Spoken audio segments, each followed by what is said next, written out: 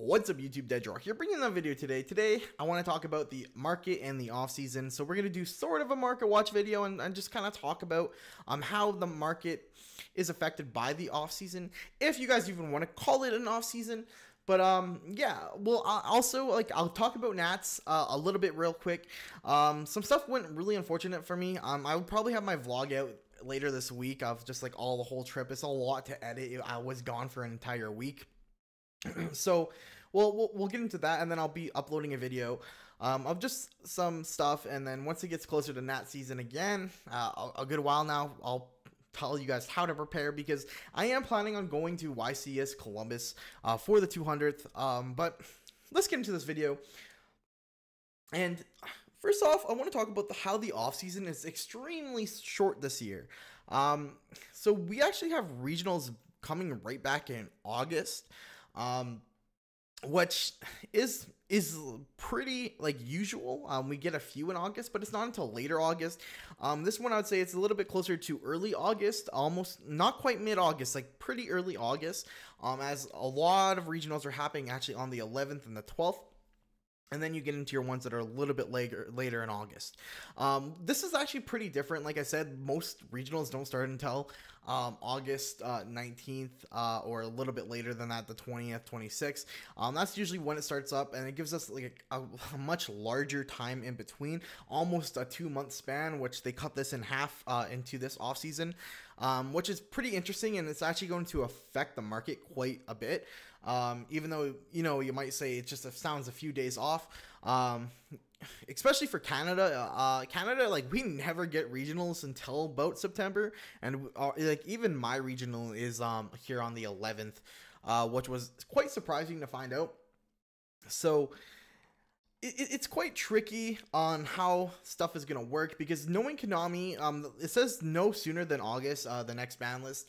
And the thing is, with the last time they've had this, the last 2 times, it's come out way later than we expected, way later. And then it's quite funny, honestly. I just think we might be playing the same format that we did for nationals at these first set of regionals, which is quite interesting to me. But that's really cool. So it's nice to have a short off season, because we're right back to playing and that kind of stuff. But anyway, so let's go into, I want to go over not the Megatin reprint cards quite yet. We'll go into engages first. Right now, Engage is sitting at a solid $80. There's a decent amount of sellers here on this. The quantities aren't that high from each seller, but most of them are selling for 80 at least, plus at least like a $5 shipping.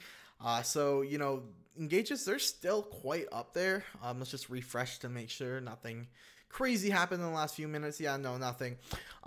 So these cards are quite high, and the reason for this is, well, we know that Konami recently in the OCG only hit Hornet Bit to 1, or Hornet Drone to 1, sorry. And this actually doesn't affect the pure Sky Striker build all too much. It makes them a little bit less consistent, but still very, very powerful deck. So it doesn't actually change as much. Now, and this is being because they want to keep it still powerful, because we still have Hayate to come out, we still have the new spell card to come out, we still have support coming out for this deck.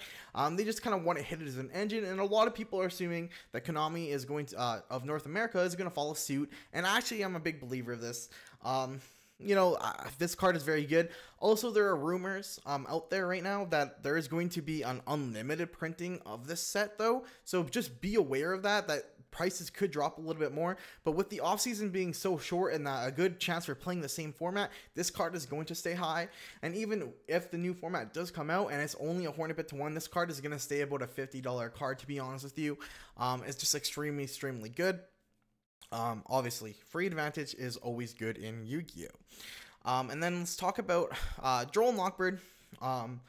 Right now, it is actually absolutely just super high with $22 here.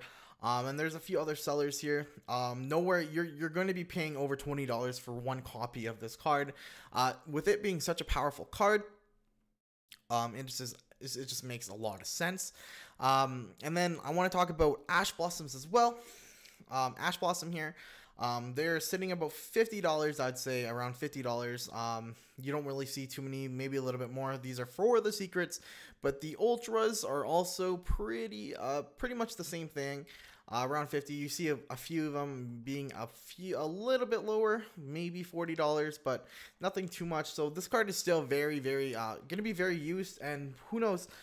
We don't even know if this is going to be in the Megatins or not. It could be and it could not be. So this is one that's kind of iffy, but I don't see dropping really too much more than what it already is, unless unless the Megatins confirm that it's going to be in there, either as a promo. If it's a promo, then it's going to be dropping a lot, similar to Ghost Ogre, but then it's going to go.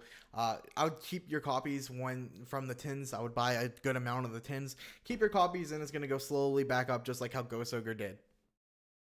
I think then let's talk about the Nightmare stuff here before we get into the Megatin stuff.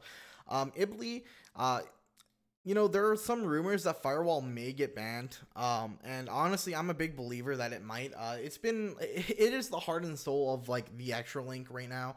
There are decks that probably can do Extra Link. I haven't really seen it without Firewall though. But like Firewall is just the heart and soul. It not being a once per turn to special summon is what absolutely makes it broken.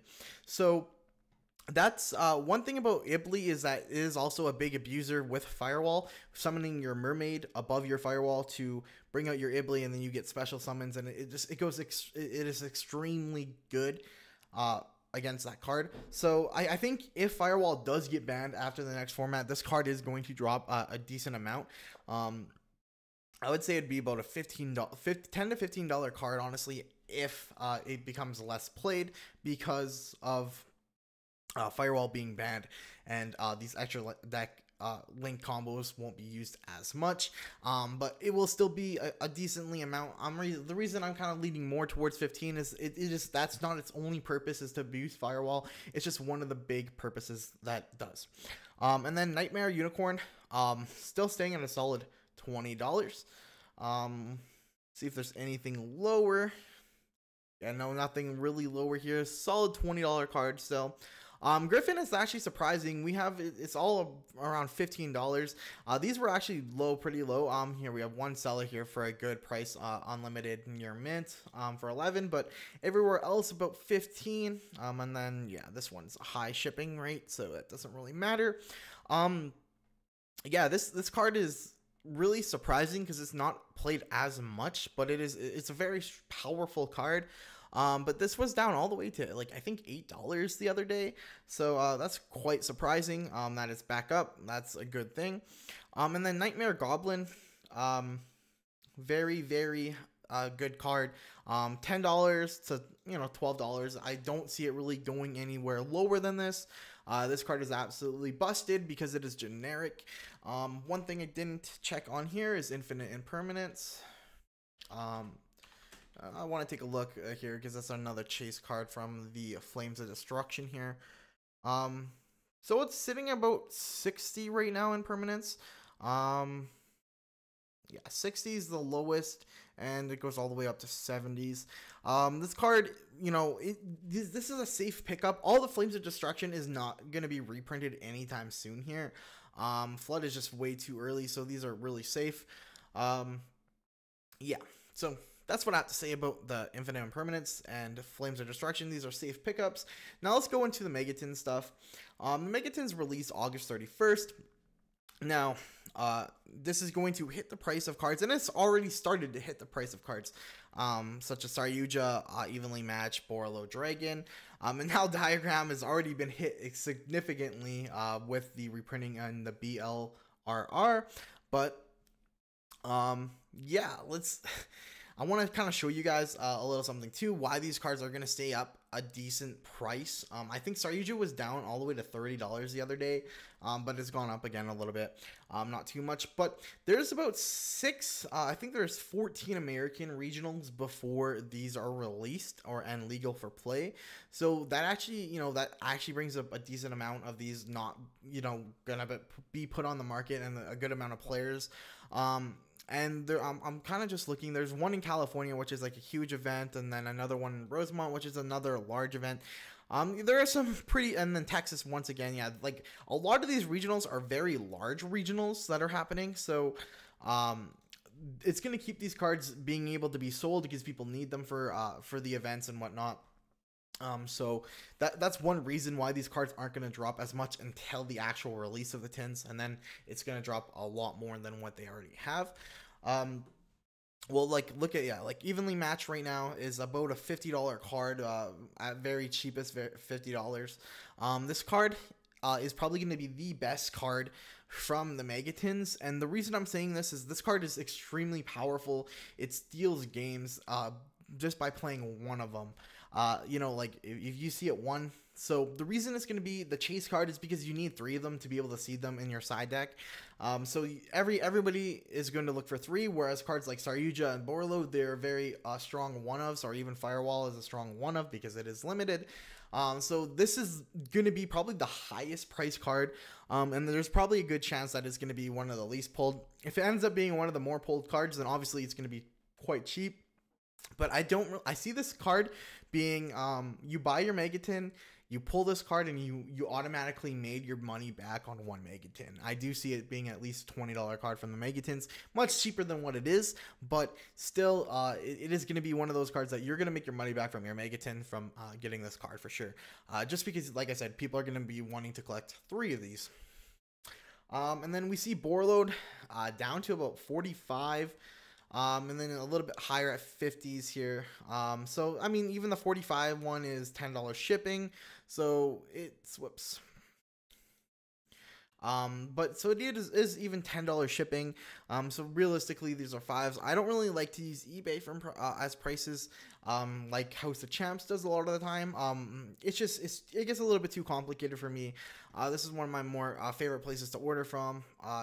But like I said, you know, $55.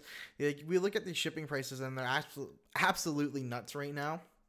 So, you know, $55 for a Borload right now, I think is still very, very solid. That's a very high price for this card. I see it being maybe a $15 card when the Megatins come out. That's kind of what I'm expecting there. We see Firewall Dragon at 30. The cheapest is 30. Everywhere else is about 35s. Even with the 31, it is about a $40 with shipping. So it's absolutely, like I said, these shipping prices right now are absolutely nuts. A lot of people are holding on to stuff. And then Saryuja, this was down all the way to 30. Just the other day I checked it and it was actually $30, and I was like, wow, I really don't want to get rid of it. But now it's gone back up to about the $40 range, a little bit higher just because, well, once again, the shipping. So, you know, we're looking at about a $40 to $50 card for Saryuja. And like I said, they dropped until people realized the off season is so short. It's absolutely just crazy, of like how these cards are doing. And then we can kind of look at a lot of the Battles of Legends stuff I kind of want to go over as well. This is a bit longer of a video, guys, I know. But we'll go by pricing, high to low. So Golden Castles are sitting around 25 to 30 right now. The Gumbler is doing pretty well, being about a $12 card, $15 card with other stuff. Number 75. And then we're gonna see like Gamma Seal's like probably the lowest it's been for a long time. Like this one seller right here selling $5.55, and he has about 24 copies. So this price is probably gonna sit really solid here. Beauregard is actually doing really well, actually. Surprising. I don't think this card's going to get much play. I think this is just collector's value, so they are about $5 to $6. Reincarnation, a very, very strong played card right now, only $5. Pick these up. I think this card is going to get hit to 1, so don't be picking up it for any more than these. If you want to play it at these regionals, and hopefully the new ban list doesn't come out before then, pick these up for about 5s. I think that's a pretty safe investment. You know, if you want to do 7s, that's cool too. Diagrams are, once again, are about 5s, and if anything else to really go about in the set, the Monster Reborn, not much.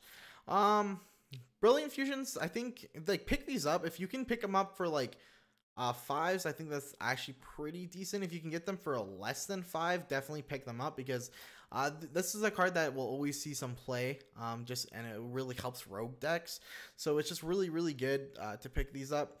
Solemn Strikes, pick them up right now if you can get them for $4, $4 to $3. Definitely like pick up a lot of them. These card will go back up, hopefully, if the time rules change. Just talk about that. Once again, yeah, like Flash Card Dragon would be a nice pickup, or Tornado Dragon, decent pickups. And stuff like that I'm actually currently picking up right now are like Phantom Knight's Fog Blade. Once the printing of the set goes out, like there's a lot of little things that you want to pick up from the set just once the printing goes out. Actually, Merlin is like surprisingly really low. And we actually have Noble Knight support coming out, which is like pretty hyped right now. So like Merlins, I think, are an extremely good pickup if you can pick up secrets of them. And they might go back up later in price. Remember, guys, these are small little investments just to pick up these smaller cards that are really cheap. You can, a lot of times you can just get like for a $2 card, you can get it for a throw-in, or just to quite make something just a little bit even. I think that's an extremely good pickup. Solemn Judgment, I would pick those up. Once again, they are ultras, but you know, yeah, that's what I have to say about Battles of Legend, and I don't think there's really anything else to really talk about, guys. That's what I have in mind, what's going on here. Some of these prices are just absolutely insane. I know Widow Anchor is like $20 right now. Yeah, not even $20 right now. But yeah, that's what I have to say. You know, pick up a lot of these cards are worth picking up, but for the anything that's like related to the Megatons, guys, kind of stay away from unless you absolutely need them for the regional you're going to be attending. But you know, there's some solid pickups. The Sky Striker stuff is still decent. Get rid of it if you really want. If you're fear of it getting hit really hard, get rid of it. But you know, I think that this format is going to be very interesting. Or the next month is going to be very interesting, honestly. Just because there is a little bit of an off season, but it's honestly not long at all. So regionals are going to be starting up in 1 month. In 1 month's time. So yeah, anyway, guys, please comment, like, subscribe, let me know what you think. If you're happy that the off season is very short, or if you're kind of upset that it's short, let me know. Anyway, guys, we'll talk to you later. See ya.